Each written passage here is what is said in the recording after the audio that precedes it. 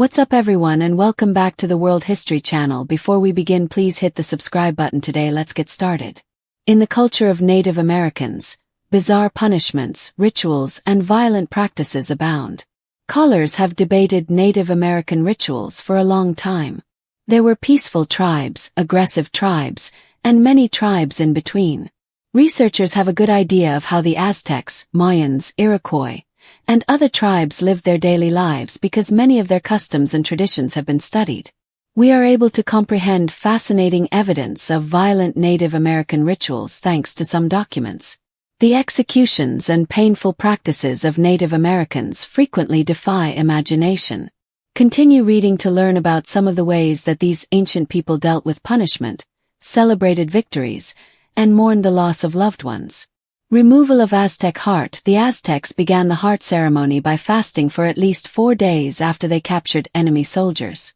As the captured soldiers were led to the top of the massive temples, Aztec priests led their people in dances, songs, and rhythmic music as they were cleansed in a ritual.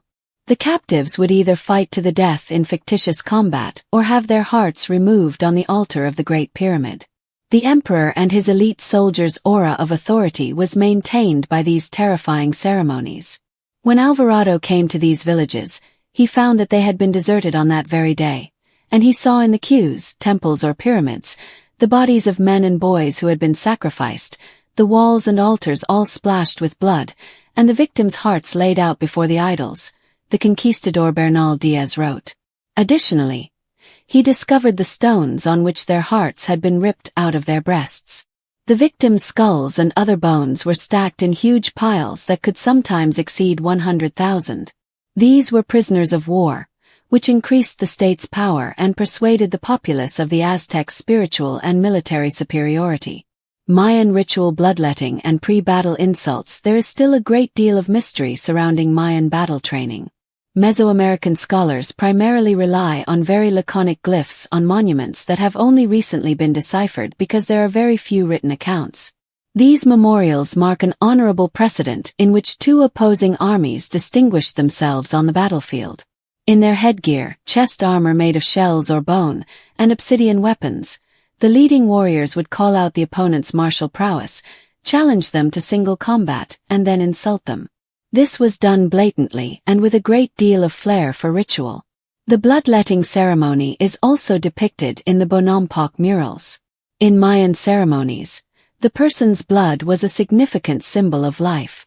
Small obsidian blades or a stingray spine would be used to slash the king in the tongue, ear, or foreskin.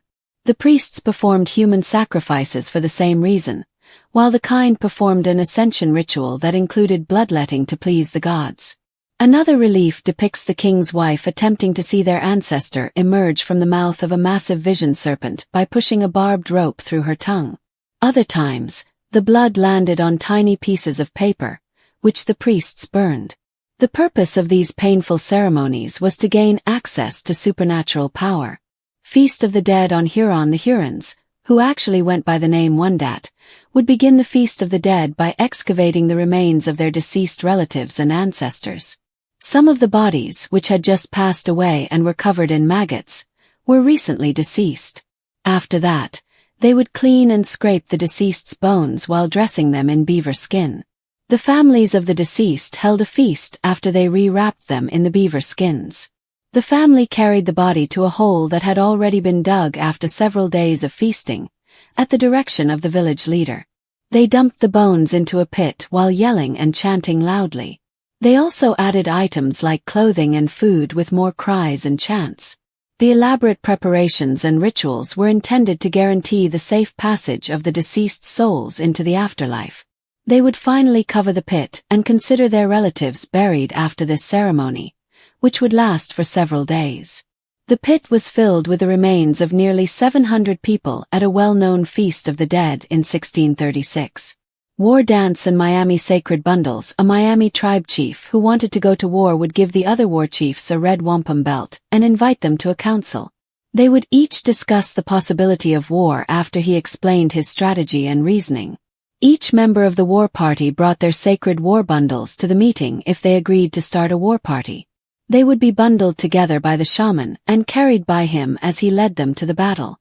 A war dance that lasted all night followed this. The Calumet dance was one of these. A fun fact, the term peace pipe was derived from the calumet.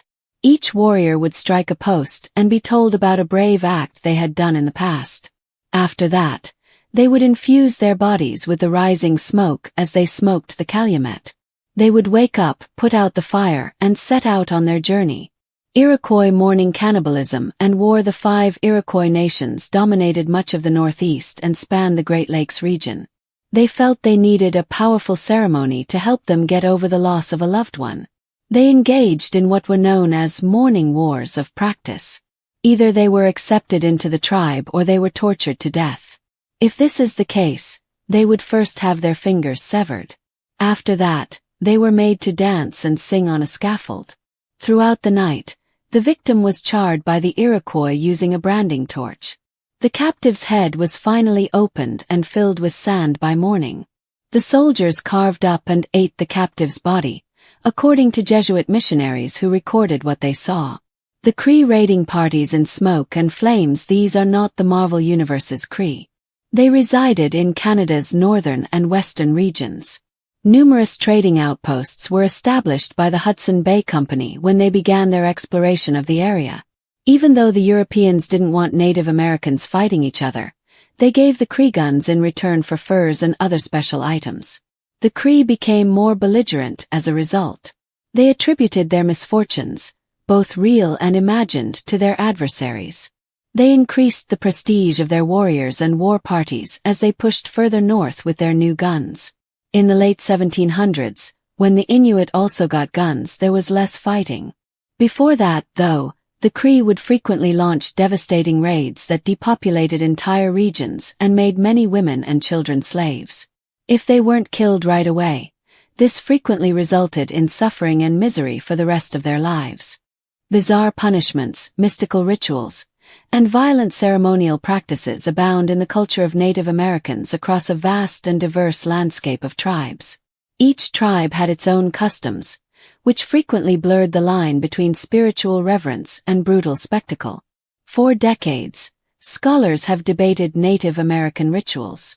While some tribes like the Hopi and Zuni are remembered for their peaceful practices and agricultural sophistication, others, like the Aztecs, Mayans, Iroquois, and Wendat, created elaborate and sometimes shocking rites of passage, religious ceremonies, war rituals, and justice systems that defy modern expectations. These were not random acts of violence. Rather, they were deeply ingrained cultural practices that reflected the worldview, relationship with nature, and understanding of life, death, and the divine of a tribe. For instance, the Aztec Empire, which was well known for its impressive architecture and extensive conquests, became well known for its heart-removing ceremonies. To appease the gods and ensure the sun's continued movement, these were sacred spectacles of cosmic balance rather than just executions. Soldiers who had been taken by the enemy were taken to the top of huge temple pyramids, like the Templo Mayor, where they were cleansed in elaborate rituals. After that, they were laid on stone altars while priests cut their chests open and tore out their hearts that were still beating. Dances, chants, incense, and music echoed below as the hearts were offered to gods like Huitzilopochtli in these spooky rituals, which were carried out with chilling grandeur. Bernal Diaz del Castillo, a Spanish conquistador, described scenes of freshly sacrificed bodies that were left to rot, their blood covering the temple walls, and piles of skulls that were grim trophies of war. This spectacle was more about power, the subjugation of enemies, the assertion of divine favor, and the consolidation of imperial dominance, than it was about cruelty. In a similar vein, the Maya people practiced agonizing rituals like bloodletting, in which kings, queens, and nobles would pierce their tongues, ears, or genitals with stingray spines or obsidian blades to offer their blood to the gods. The Maya also had sophisticated calendar systems, hieroglyphs, and knowledge of astronomy. These rituals were not considered acts of self-harm. Rather, they were regarded as sacred duties that were intended to connect the living with the spirits of their ancestors and the forces of the universe. In the Bonampak murals, Lady Zoc, the wife of a Mayan king, is shown pulling a thorn-studded rope through her tongue to summon visions. This is one of the most haunting depictions. It was believed that the smoke from the burned bark paper carried their cries to the heavens as the blood would drip onto it. Even though they were painful, these actions represented leadership, piety, and access to divine power. Native tribes in North America developed their own ritualistic and judicial systems, often infused with spiritual significance and community involvement, outside of Mesoamerica. The Feast of the Dead was a deeply emotional and communal ritual performed by the Hurons, or Wendat. Families exhumed the bones of their loved ones, some of which were still covered in flesh and maggots, cleaned them, and then wrapped them in fresh beaver pelts. Then, these bones were piled up in a mass grave with feasts, offerings, and songs of mourning, sometimes numbering in the hundreds. This was not a desecration, but rather a respectful goodbye to ensure that the spirits of the deceased could travel to the afterlife with full respect and honor. Sacred war bundles were an important part of the Miami tribe's pre-conflict rituals. War chiefs would get together with shamans, dance all night around sacred fires, and perform the Calumet dance. This was a ritual in which they smoked the peace pipe, which was a symbol, while praising spiritual strength and reminiscing about their glory days. Relics and charms passed down through the generations were contained in these bundles, which were carried into battle as guardians and omens. They were physical manifestations of ancestral power. The Iroquois, one of the most politically sophisticated groups in North America, practiced what are known as mourning wars. These wars were started as rites in response to the death of a tribe member, not out of greed or for territory. Families who had lost a loved one were given captives taken in these raids, and given the option to either adopt them as a symbol of replacing them or put them through elaborate and gruesome executions. The latter involved amputating fingers, making the captives sing and dance, slowly burning them, cracking open their skulls, and replacing their brains with hot sand. Cannibalism followed in extreme cases, not as an act of savagery but as a final declaration of spiritual victory and community closure. These horrifying events were meticulously documented by Jesuit missionaries who were astonished by what they saw. In a similar vein, the Cree people of northern Canada used European firearms to carry out devastating raids on rival tribes, encouraged by their trade with the Hudson Bay Company. These raids were not just military operations. Rather, they were spiritual acts intended to exact retribution for wrongs done in the past or prevent supernatural misfortunes. Women and children were kidnapped and sold into slavery, decimating entire villages, and their lives were marred by generations of suffering. Despite their brutality, these actions fit into a larger cosmology in which spiritual warfare, sacrifice, and war were intertwined. Death, pain, and blood were not signs of barbarism but rather of devotion, bravery, and alignment with the universe. These rituals represented the deep, frequently spiritual frameworks by which Native American societies navigated the worlds of the living and the dead, despite their shocking appearance. Even as colonization and forced assimilation eradicated many of these practices, the echoes of their complexity, purpose, and profound symbolism remain etched into the historical record. Over 4,000 Native Americans perished during the forced migration of Choctaw, Creek, Chickasaw, Cherokee, Seminole, and other tribe members from their ancestral lands in the southeast of the United States to allowed territory in Oklahoma known as the Trail of Tears. What was the standard of living like on the Trail of Tears?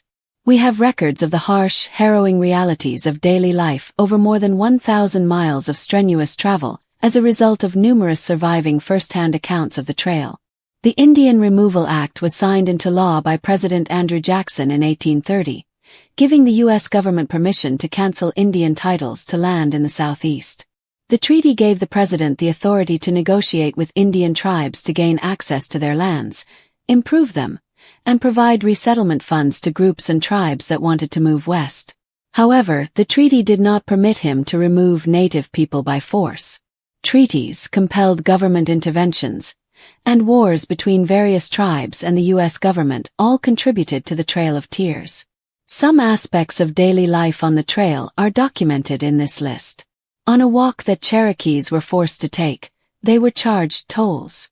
Migrating Indians were forced to deviate from the main trail at numerous points along the Trail of Tears in order to avoid towns and cities whose residents did not want them to pass through. When they crossed over their lands, some landowners would charge them fees. Additionally, the costs were high. For instance, the Cherokee reached southern Illinois by crossing the Ohio River after passing through Tennessee and Kentucky. The Cherokee were required to pay $1 per head, or $22.26 in today's dollars, in order to take a ferry across the river.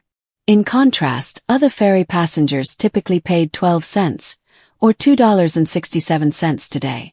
It was bitterly cold. A soldier by the name of John G. On his 80th birthday, Burnett, a captain in Abraham McClellan's company who helped translate on the Trail of Tears, recorded his experiences. He calls the trail the most brutal order in the history of American warfare, in his description of it. Although he recalls many personal and deeply moving details from the trail in his recorded memories, the weather is perhaps the most vivid memory. The Cherokee were rounded up in May 1838 and confined to stockades in Cleveland, Tennessee, until October 1838, when they finally started the trail. This indicates that they traveled 1,000 miles in the dead of winter. Burnett recalls that as the sleet and snow fell, many people were forced to walk barefoot with only the thinnest blankets to keep warm. Many people died of illnesses like pneumonia as a result of being exposed to the cold. It was considered a spectator sport. On the Trail of Tears, Samuel Cloud turned 9 years old, and his great-grandson recorded his story. The absurdity of Cloud's story's conclusion stands out among the many sad memories he relates. The white people who lined the roads in their woolen clothes that kept them warm, watching the Indians pass, Cloud writes, is something he detests. If we imagine this scene, ill and dying Native Americans are forced by the U.S. government to move them to an unknown location in order to survive over miles of icy, desolate land. White spectators stand silently along the road and offer nothing as they watch the struggle. It was more than just an Indian exodus along the Trail of Tears. Many Cherokees relocated from Tennessee, where they were born, to Oklahoma, where they were given land. Not only did these African American slaves have to deal with the extremely harsh conditions of the trail, but they also had to serve their Cherokee masters while they were on the move. Along the trail they guarded camps, prepared food, cleaned clothes, cared for the sick, and acted as scouts. There wasn't much water or food. Almost everything that was necessary was scarce along the trail. There were no readily available items, including coffins, clothing, medicine, shelter, food, or water. Along the trail, very little game could be found and killed to add to the scant supplies. As a result, numerous people starved to death along the way. The first group that was sent along the trail in August 1838 was forced to return to the base camp in what is now Chattanooga, Tennessee, due to a severe drought that occurred in the same year. On the Trail of Tears, many people perished from starvation and dehydration. Cruel were the teamsters who drove the wagons. On the trail, Private John Burnett only remembers getting into a fight with a teamster who was whipping an elderly man into hurrying into a wagon. Sight of that old and nearly blind creature quivering under the lashes of a bull whip was too much for me, he writes. In order to protect the man, he got into a fight with the teamster, injuring his face in the process. Furthermore, Burnett's narrative is not the only one of its kind. Those who traveled the trail encountered armed teamsters or local militias, or both. There simply weren't enough wagons. The lack of wagon space on the trail is mentioned in many accounts of the Trail of Tears. Only the very young, the very old, the sick, and nursing mothers were permitted to ride in wagons because there weren't enough of them, just like there weren't enough of any other necessity on the trail. As a consequence of this, the majority of those who were compelled to relocate along the trail had no choice but to walk the 10,000 miles, many of them without shoes. Even aged females, apparently nearly ready to drop into the grave, were traveling with heavy burdens attached to the back, wrote a Maine traveler who came across one of the caravans in Kentucky. The journey was twice as long as anticipated. The northern route, which winds through Tennessee, Kentucky, Illinois, Missouri, and Arkansas before reaching Oklahoma, was the route that the majority of Cherokee took west. The total distance was about 1,000 miles. The Cherokee anticipated that this route would be completed in 2 months. The journey, on the other hand, took nearly 4 months to complete due to the dreadful traveling conditions, inadequate food supplies, and illnesses, with the travelers covering between 8 and 9 miles per day. For the Florida Seminoles, it meant all-out war. The Seminole Indians of Florida decided, rather than be expelled from their homeland, to wage war against the U.S. government. 180 Seminole warriors ambushed the U.S. Army in 1835 as they arrived in Florida to enforce the treaty requiring the Seminoles to give up their land. Against the Seminoles, the U.S. government spent more than $20 million on war expenses. More than 1,500 soldiers were killed in the conflict, which lasted until 1842, and many Seminoles were driven out of their homes. Some Seminoles, on the other hand, were able to remain and establish communities deep within the Florida Everglades.